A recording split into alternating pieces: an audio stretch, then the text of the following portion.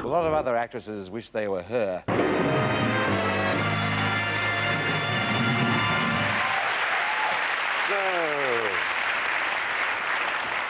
I nearly did that. Oh, I was just head. going to ask you what you made of Dr. Kalin's amazing energy balls, and it turns out you've got some of your own. I thought it was interesting and informative, actually. Yeah. I thought it was quite a good commercial, and I thought it was fascinating. There were a few contradictions in there. For a start, do you remember the jungle woman, the woman who just was sitting slightly sideways on with a rather rigid expression? And she said how much energy they give you. But she looked as though she'd actually been restrained underneath by the legs, and she didn't move her head very much. Yeah. I liked Lillian Kerr, though. She was. Did you notice she was reading her lines off the floor and things when she spoke to me? Before she got the balls, she was reading them off all around like that.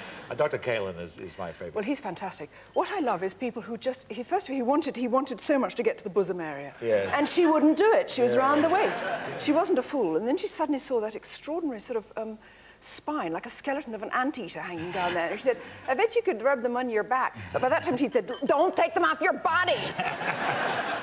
I thought she was actually giving him an invitation to an interesting evening back at her place. Did you? What, just that? Well, the energy ball, she was saying, I can imagine having these rubbed all over my back. I thought you wanted him to do it.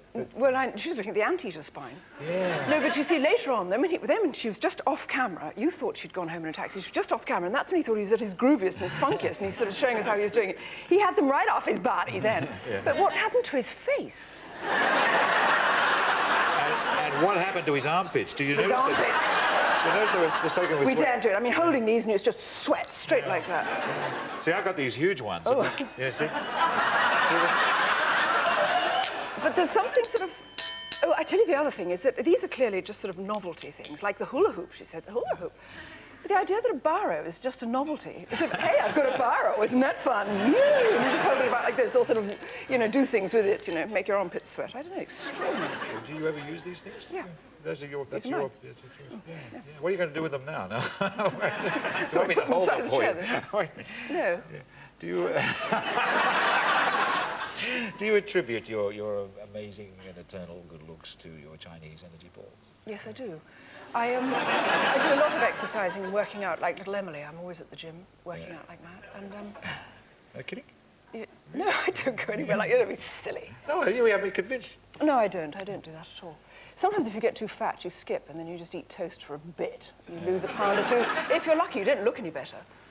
Oh. The reason I'm sitting like this is that I'm sitting in what's called the old neck position, which is when you get older, you sit like that. You don't sit back and show your double chins. You sit forward in a graceful manner. That's true. That's right. I noticed you were doing that earlier. Our heads might meet later on. We could exchange Chinese balls quite easily. You know a lot about modelling. You started off as a model. Would you, if you were starting again now, you could be a supermodel. Easily. Yeah? Oh, come on! Yeah. No, I think they are fantastic. I have actually been to one fashion show in Milan. I went with Jennifer Saunders. It was called Research, as in. It was called Research for Ab Fab. We went along, and I don't think I've ever seen things as thin as that walking and alive, except on when they came out of that film. You remember Close Encounters, and they walked out. I have never seen... They were quite beautiful, but they were thinner than anything you've ever dreamt of. Taller, too. There was one girl, tall, 6'5", and she weighed about 5¼ stone. They've often got... the strange characteristics, like Cindy Crawford, but she actually can't close her mouth. Have you ever noticed that? Her mouth always... She's got these, jingly. Did you notice Dr. Kalin couldn't close his mouth? That's true. You can't tell, Clive. It's a strange place, America. Exciting, but strange. Patrick Duffy. I love him. He joined us. He joined us by satellite. You love him. Were you a Dallas fan? Is that where you Very love much him? so. I didn't see everything, and sometimes if you skip too much of the story, you got a bit confused because sometimes a different actress would be playing the same part or something. But I loved it. I loved it. I loved particularly the breakfasts they had around that swimming pool. The wind that got up, and no matter what it was like, they'd fight their way down, sit by the pool with the very sour orange juice, and they'd sit there poking things around, and they'd never not a crumb touch their lips. Then they went wobbling back again to do something else. I loved it. I liked Dallas. It was exciting. We miss those now at the moment. Yeah. Everybody watched Dallas. We want glamour, darling. Yeah. Everybody watched it and everybody talked about it next day. Sorry, so sitting here like this with the Chinese balls tucked in the back of the chair. How can I talk? I'm just going to rearrange my legs so I can sit gracefully. Well, since we last met, you've been to the Buckingham Palace to get an OBE, and That's, congratulations. Thank you. How was it? It was so frightening, really, because you were just terrified that you'd suddenly gibber or fall on the floor. And it was going to be so important, and you had to walk to a certain place, and they said, step forward, step back, and don't do this, or the Queen would not like that, and don't stay too long, and don't start talking and everything. But she was so kind, and she'd obviously sort of thought up a little something about everybody she'd talked to. And so you felt as though you were known and recognised. Do you think the Queen knows all about me, short of dear, but it's time for tea? How do you know when it's over, the conversation with her? Little gentleman, push the hand. I'll do it. Oh, I see. No, don't throw it. I didn't do that. I didn't push you back. Do it again. I just gave a very small move. It's over and you go backwards. You're incorrigible. Absolutely fabulous. It was a cult hit in America, and Roseanne wanted to make it a big network hit, and she bought it, and it didn't sort of work, did it? Why wasn't it? Well, it didn't not work, but by the time that Roseanne had bought it, she was then having quite a difficult pregnancy and having a baby. And by that time, the show had become very popular. And a lot of other shows over there had begun to imitate some of the characters and some of the sort of setup, the ways of filming it. She sort of missed the bus, yeah. She had a vague notion. She rang up Jennifer and said she thought it would... Listen to this, it's me and Whoopi Goldberg. With Whoopi playing Patsy, which I think would have been great, but that idea's gone away too. You had one last outing as those characters on an episode of Roseanne. Yes, Roseanne. And they invited us along. It was quite an unknown quantity because they hadn't really written a script, and we arrived there and we went, hey, what'll we do? Let's have fun, let's make a movie. But Roseanne had become very bored because now she is really quite rich. I mean, apart from having won the money in the show, she's actually very rich and gets tired easily, or anyway, is too rich to walk. So she was being taken about in a mink-lined wheelchair, which was a bit disconcerting.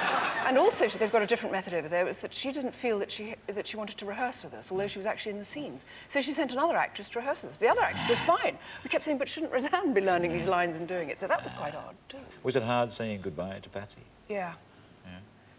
She sometimes creeps out to get me, you know? I loved her, so I got to know her so well, that's all. Well, She was another person. Isn't that odd? You usually act somebody, but she'd turned into somebody completely on her own, in her own right. Well, in Cold Comfort Farm, which was a big success in America and TV, and it's been on TV here, and now it's going to have a cinema release. Everything's going backwards. Exciting, now, isn't it? We've actually got a piece of it here, and it's you as Mrs. Smiling giving advice to her recently orphaned niece, Flora. Let's take a look. Of course, you can stay here as long as you like, darling, but you probably want to take up some kind of work sometime. Earn enough for a flat of your own. What kind of work? It's ages since I did any, but there must be something that would suit you. Bookkeeping? Beekeeping? I can't do that, Mary. Really. Now, Flora, don't be feeble. You know perfectly well you'd be miserable if you haven't a job and all your friends have. Besides, £100 a year. Hardly keep you in stockings and fans. Oh, thank you, Stella. Hamburg, my favourite.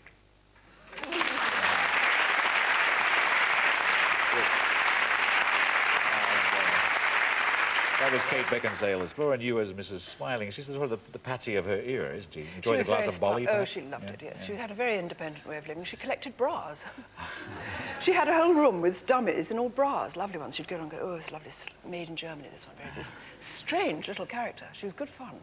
And Glenda Jackson, she established this business. She established the business of the transition between being an actress and going into politics. Have you got any political aspirations? I'm fascinated. I watch everything. I watch everything that's about politics, but I don't like the way they do it. They take so long, and they keep asking everybody what everybody thinks, like having votes. I would like to be an absolute ruler. Oh, yes. A benevolent despot, because I know I could run everything properly. Yeah. And I'd be kind and fair, but I just can't be argued with. Yeah. There's just so much phooey, actually. People are watching their back so carefully. And also, I can't forgive them for not having the gift of oratory. I don't want any more sound bites. I don't want people saying something and saying they're going to say something and then say something. You go, oh, not three, not the three again. Watch out during this campaign for the fatal three, the little groupings of three, because they think they're sound bites. It's boring. Yes. We want suddenly somebody not to look at the boards like this, but just to speak from their heart and their head. Well, there you are. You're doing it now. Absolute ruler. Yeah, you could do that. Can I be your consort? Can I be the one behind the throne? The one who doesn't get killed? Yeah. You think you'd be good at policy making? Yeah. I've always been keen on rules and how they would govern the country. When I was 12, I wrote to the then Chancellor of the Exchequer, Selwyn Lloyd. Oh, yeah. I was at boarding school, and it suddenly came to me, and I think the word is aperçu. I went, oh, I've got it. how to get everybody richer. And I wrote off and said, "Dear Chancellor, do you think that if you said everybody's got £1, if you said that pound is worth £2, we'd all be twice as rich?" I mean, I'm ashamed now. He wrote back a very nice letter and said, "Thank you for your kind advice. We've thought about it carefully." Joanna, you can be my absolute ruler any time. Thank you very much, Joanna Lumley. And